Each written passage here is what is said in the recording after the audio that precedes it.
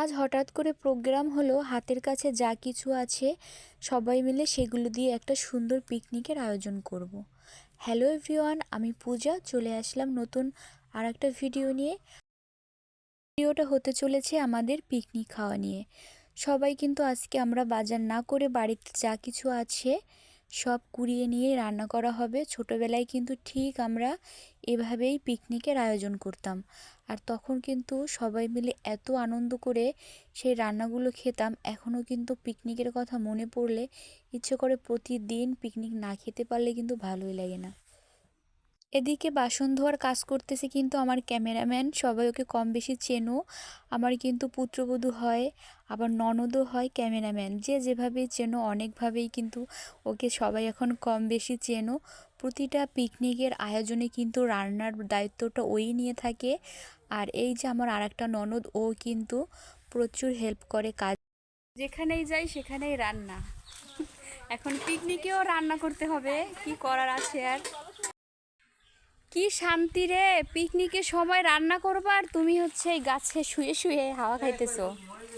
এই পিকনিকে রান্না করতে হবে তোমার, আর গাছে শুয়ে আমার জন্য তো পড়ছালাম। এইটা হচ্ছে আমাদের কুঁড়ে ঘর। আপনারা এতদিন আমার বিভিন্ন রকমের ভিডিও দেখছেন, কিন্তু আমার হোম ট্যুর চেয়েছেন। আজকে আপনাদের দেখাবো যে আমার ঘরে কি কি আছে। আপনাদের আজকে এই ভিডিও বানানোর উদ্দেশ্যে, মানে পিকনিক খাওয়ার উদ্দেশ্যে আমার হোম ট্যুরও দেখানো হয়ে যাবে। শেষ কে করবেন না না করবেন সেটা আমার দেখার বিষয় না, আমি কিন্তু এই ঘরেই থাকি, তাই না ননদিনী? আর হ্যাঁ, প্রথম থেকে হচ্ছে দরজাটা খুললো আমার। প্রথমেই এই যে ঘরে ঢুকলাম, ঢোকার পরেই হচ্ছে এইটা হচ্ছে আমার বেড। একটা অগোছালো বেড, ঘরের মধ্যেই আমার সব কিছু, সংসারের সব কিছু দেখছেন। এখানে এই যে গান শোনার জন্য এই যে বক্স আনছি আমরা, মানে এটা আমার ঘরেই থাকে। গ্যাসের চুলা, রাইস কুকার। এই যে আমার ঘরটা কিন্তু চুরা হইতে পারে, কিন্তু আমার সব কিছুই আধুনিক আমার ঘরের। আমার কিচেনের যাবতীয় জিনিস দেখেন, আমি রাইস কুকারে রান্না করি, গ্যাসের চুলা। ঘরটা খুবই খারাপ। আর এই দেখেন আমার ঘরের যে বেড়া, এখানের অবস্থাটা দেখেন। এখানে লাইটের ব্যবস্থা আছে, তারপরে এখানে ফ্যানের ব্যবস্থা আছে। ঘরের পাশে যে এই যে একটা জালনা, আমি বড় করে একটা অনেক বড় একটা জালনা রেখেছি আমি, কারণ আমার ঘর অনেক খোলামেলা থাকবে, জালনা থাকবে সুন্দর, এটাই আমি চেয়েছিলাম। তাই সেই মত অনুযায়ী যে একটা জালনা দেওয়া হয়েছে। আর এই দক্ষিণ পাশ থেকে প্রচুর আলো বাতাস আসে ঘরের, ঠিক আছে। আর এই যে লাইটের ব্যবস্থা এখানে। তো যাই হোক, বেড়াটা একটু ভাঙাচুরো আছে, কেউ কিছু মনে করবেন না। আমি কিন্তু এখানে খুবই অভ্যস্ত, আর এখানে থাকতেও আমি প্রচুর ভালোবাসি। এদিকে এই যে চাল ডাল সব কিছু রেডি করা, এটা দিয়ে হচ্ছে আমরা এখন পিকনিক খাবো। তো আমার ঘরটা কেমন লাগলো অবশ্যই কিন্তু জানাবেন।